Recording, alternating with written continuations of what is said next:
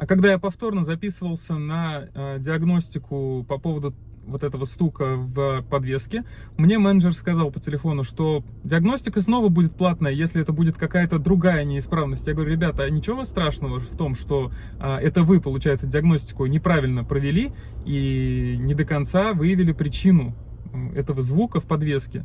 Вот, я говорю, может быть, как-то это все-таки будет бесплатно.